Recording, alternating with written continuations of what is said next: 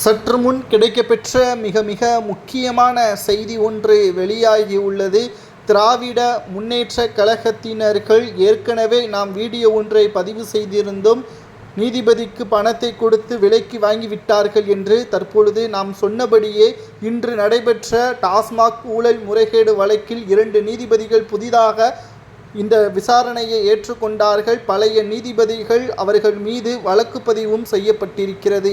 யார் அந்த நீதிபதிகள்? அதாவது MS ரமேஷ் மற்றும் செந்தில்குமார் ஆகியோர் டாஸ்மாக் வழக்கில் இருந்து விலகுவதாக அறிவித்தார்கள்.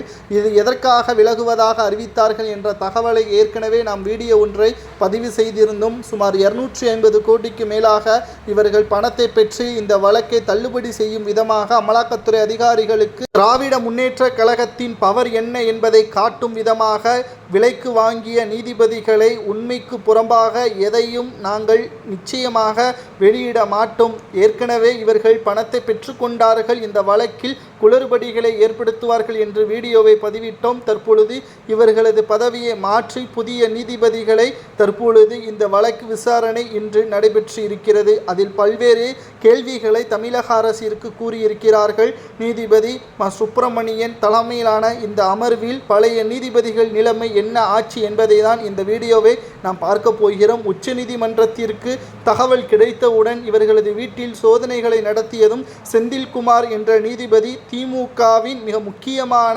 நபரின் மகன் என்பதும் தெரியப்பட்டுள்ளது. இவர் திராவிட முன்னேற்ற கழகத்தின் பல்வேறு வழக்குகளை வழக்கறிஞராக இருக்கும் பொழுது இவர் வாதாடியுள்ளார் என்றும், நீதிபதியாக பொறுப்பேற்ற பிறகு பல்வேறு ஒட்டுமொத்தமாக திமுகவிற்கு எதிராக இருக்கக்கூடிய வழக்குகளை தள்ளுபடி செய்ததாகவும் பணத்திற்காக வேலை செய்ததாகவும் தற்பொழுது தகவல்கள் வெளியான நிலையில் இவர் மீது விசாரணையை உச்சநீதிமன்ற தலைமை நீதிபதிகள் ஏற்படுத்தினார்கள்.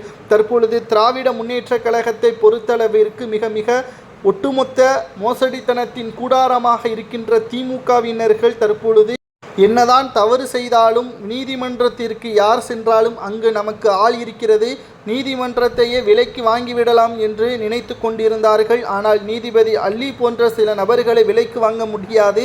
அப்படிப்பட்ட நீதிபதி தான் உச்சநீதிமன்ற தலைமை நீதிபதி முன் இந்த தகவல் கிடைக்கப்பெற்றவுடன் பழைய விசாரணையே நீதிமன்றம் வழக்கு விசாரணை ஏற்படுத்தி இவர்கள் நிச்சயமாக திமுகவின் கைக்கூலியாக செயல்படுகிறார்கள் என்று கூறி இந்த விசாரணையிலிருந்து விடுவித்தார்கள். இதனால் புதிய நீதிபதிகளையும் தற்பொழுது நியமித்து முதல் நாளன்று இந்த விசாரணையானது திமுகவிற்கும் தமிழக அரசிற்கும் சரமாரியான பல கேள்விகளை தற்பொழுது கேட்டிருப்பது.